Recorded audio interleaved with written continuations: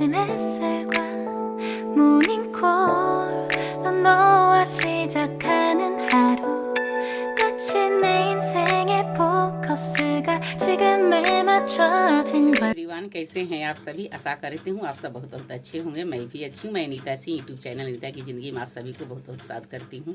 तो थोड़ी सी वीडियो अच्छी लगे प्लीज़ तो वीडियो को लाइक करें, चैनल को न्यू होंगे तो चैनल को सब्सक्राइब करें, बेल आइकन को प्रेस करें ताकि कोई मेरी न्यू वीडियो आने वाली सबसे पहले आप तक पहुँचे।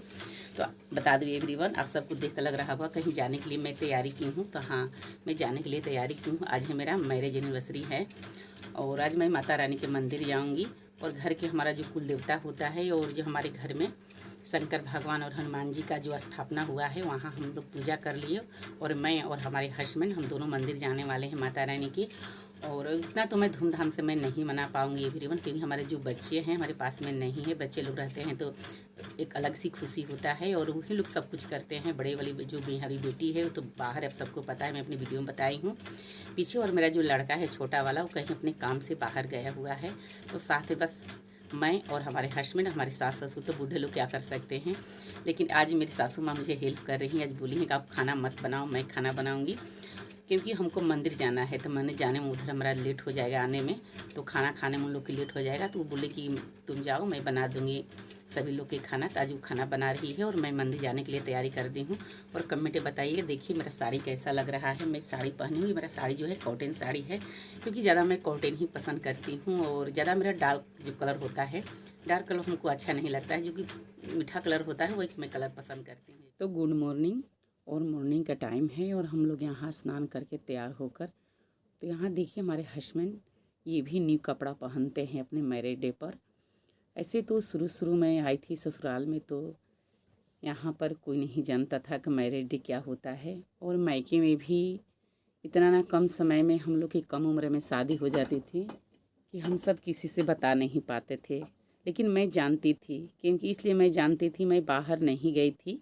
ऐसे हमारे पिताजी तो फार्मर थे, पर हमारी जो दीदी थी एक, वो बाहर हमको कुछ दिन के लेकर गई थी। कुछ दिन मैं रही थी बाहर में, यानी शहर में। तो शहर में मैं रही थी तो मैं देखी थी कि शादी की सालगिरह मनाया जाता है, मैरिज डे इसको कहा जाता है। मैं इतना हमको पता था, पर मैं बहुत छोटी थी, मैं किसी से नहीं बताती थी अपने घर में। और पहले के ज़माने में या हम लोग के ज़माने में हम सब लड़के इतना शर्माते थे कि मायके में उतना खुलकर हम लोग नहीं जीते थे और नहीं किसी से कहते थे। तो यहाँ हमारी स्नान हो गया है और स्नान करने के बाद यहाँ जो सिंदूरा होता है जिससे हमारी शादी होती है, सिंदूर लगाया जाता है शुरू उसी सिंदूर से हम मैरिज डे को सिंदूर लगाते हैं, वही सिंदूरा से।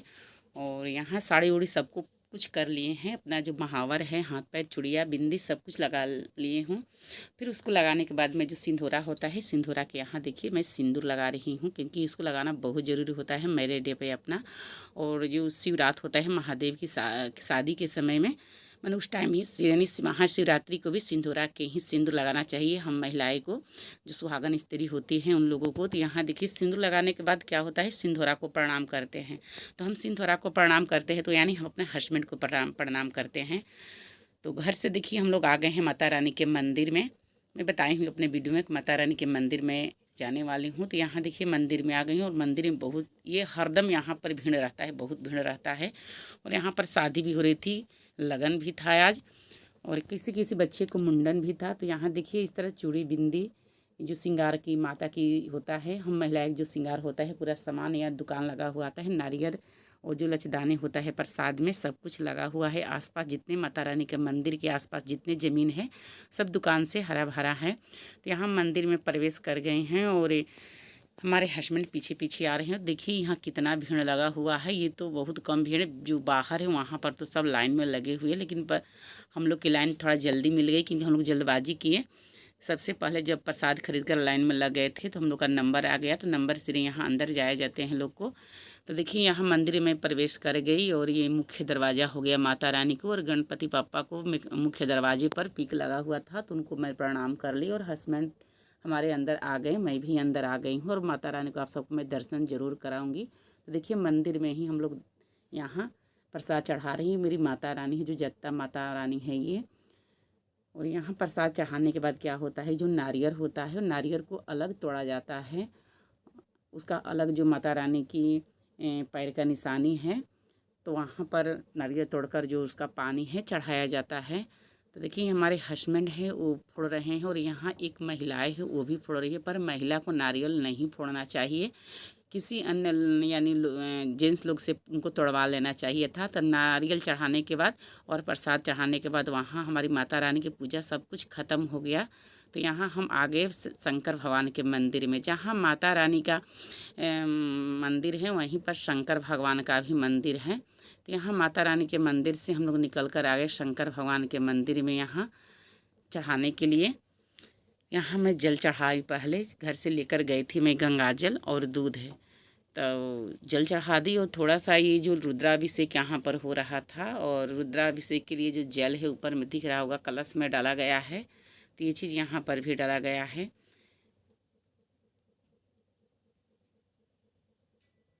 यहाँ माता पार्वती की सिंदूर लगाई और शंकर भगवान को रोरी, अक्षत, अबीर, गुलाल और पुष्प से पूजा की। फिर उसके बाद में दूध चढ़ाई। देखिए दूध को किसी पात्र में लेकर ही चढ़ाना चाहिए। बहुत लोग देखे हैं कि जाते हैं शंकर भगवान की जल चढ़ाने के लिए, तो जो होता है प्लास्टिक का डब्बे से ही लोग चढ़ा देते हैं, पर ऐसा नहीं करना चाहिए। प्लास्टिक की हो या जो हमारा बोलते हैं ना कि जो बर्तन होता है स्टील का भी बर्तन से हमारे भगवान की पूजा नहीं करना चाहिए, पूजा हमारा अशुद्ध हो जाता है। हम छोटा सा कोई पात्र ले लें जो हमारा पीतल का होता है या फुलहा होता है, उसी चीज़ से ही भगवान को पूजा करना चाहिए। तो यहाँ हम छोटा सा गिलास ले ली हूँ। तो यहाँ हमारा जो पूजा होता है सब कुछ यहाँ समाप्त हो गया है। पूजा समाप्त करने के बाद क्या होता है ना कि बत्ती दिखाया जाता है, यानी आरती उतारा जाता है। कोई चीज़ की पूजा करने के बाद आरती दिखाया जाता है ज़रूर। तो यहाँ मैंने आरती दिखा दी शंकर भगवान को। और यहाँ है गणेश देवता और माँ पार्वती और कार्तिक भगवान। तो माँ पार्वती और गणेश देवता कार्तिक भगवान को भी जल, पुष्प और गंध, धूप सब कुछ हम यहीं से ही दिखा दिए, क्योंकि यहाँ पर रुद्राभिषेक के लिए लोग बैठे हुए थे, ब्राह्मण और दो उन लोग की जो अपना जो करवाने वाले होते हैं लोग रुद्राभिषेक, तो उन लोग को भी जल्दबाजी थी और बोल रहे थे कि आप लोग जल्दी जल्दी करके निकल जाइए। कब से हम लोग दरवाज़ा को बंद किए हैं, बहुत सारे यहाँ पर भीड़ थी तो सबको निकाल दिए हैं, पर आप आ गई तो इसीलिए आपको आदेश हम लोग दे दिए कि आपका सालगिरह है और मैरिज एनिवर्सरी है, तो आप यहाँ से निराश होकर न जाए, आप पूजा कर ले। पूजे के निवर्तक आप अंदर में आई हैं तो बहुत मुश्किल से ये जो पंडित जी लोग बैठे हैं लोग हम लोग के अंदर आने दिए, नहीं तो गेट बंद हो गया था। तो वहाँ हमारा जो पूजा है ख़त्म हो गया। तो पूजा ख़त्म होने के बाद अपने हस्बैंड से बोली कि आप तिलक लगवा लीजिए माता के दरबार में। तो यहाँ देखिए हमारे हस्बैंड तिलक लगाकर बाहर निकल रहे हैं और हम लोग अब यहाँ से निकलने वाले हैं घर के लिए। और यहाँ पर बहुत देर हो गया क्योंकि 2-4 गो मंदिर है और यहाँ पर सब पंडित लोग हैं, इधर उधर पूजा कराते हैं, हवन कराते हैं, तो ये सब करने में हम लोग को बहुत देर हो गई। यहाँ पर शंकर भगवान की पिक लगा हुआ था और एक पिक हम लोग भी ऐसे एक्स्ट्रा खिंचवाए। और जो फ़ोटो वाले थे वो हमसे बात अभी करने लगे तो मैं हंसने लगी। वो बोल रहे थे कि आप पिछले साल आई थी तो बारिश का महीना था, तो मैंने उससे बोला कि बारिश के महीना नहीं था। तो देखिए यहाँ घर हम लोग आ गए और ये इवनिंग यानी नाइट के समय में का ये हमारा जो वीडियो है। हस्बैंड हमारे उधर से ही अपने काम पर चले गए और जब शाम में हुआ तो शाम में आए घर तो कुछ बाकी रह गई थी उनकी पूजा, तो यहाँ हम उनको आरती पहले लगाएंगे। देखिए एवरीवन, हम कुछ भी करते हैं तो पहले हम अपने भगवान को पूजते हैं तो तिलक लगाते हैं, पुष्प हो या चंदन हो या रोरी हो। तो यहाँ हम रोरी और अक्षत और घी से हम इनको तिलक लगा रहे हैं। ऐसे करने से क्या होता है, पति पत्नी में प्रेम बढ़ता है और हम पीछे के जितना भी हमारी जो बुराइयाँ होता है, जितना ही हमारे अनमन होता है, हम सब कुछ भूल जाते हैं अपने एक दिन के लिए। भले बाद में हमारी जो कुछ भी शुरू होता है पर आज हम भूल जाते हैं। और यहाँ हम सब प्रेम से अपना जो भी हमारा जिम्मेदारी बनता है हम करते हैं एक दूसरे को। तो यहाँ मैं तिलक लगा रही हूँ अपने हस्बैंड को। हम भारतीय नारी को अपने पति को परमेश्वर मानते हैं। हमारे जो बोलते हैं ना कि प्रेम, हम भारतीय नारी पहले शादी करते हैं फिर उसके बाद हम पति पत्नी में प्रेम करते हैं। तो यहाँ हमारा तिलक हो गया। तिलक होने के बाद इनको हम आरती उतार रहे हैं। 5 बार इनको हम घुमाएंगे आरती को और 5 बार घुमाने के बाद में यहाँ पुष्प रखी हूँ थोड़ा सा।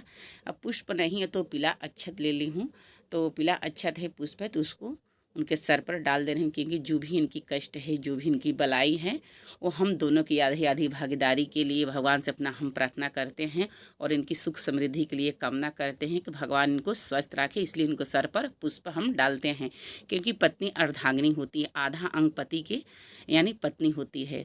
तो आरती दिखाने के बाद में, पुष्प डालने के बाद में देखिए मुंह मीठा कराया जाता है। कुछ भी शुभ काम करते हैं तो मुंह मीठा कराते हैं, तो यहाँ हम मुंह को मीठा कराएं, इनको मिठाई खिलाएं।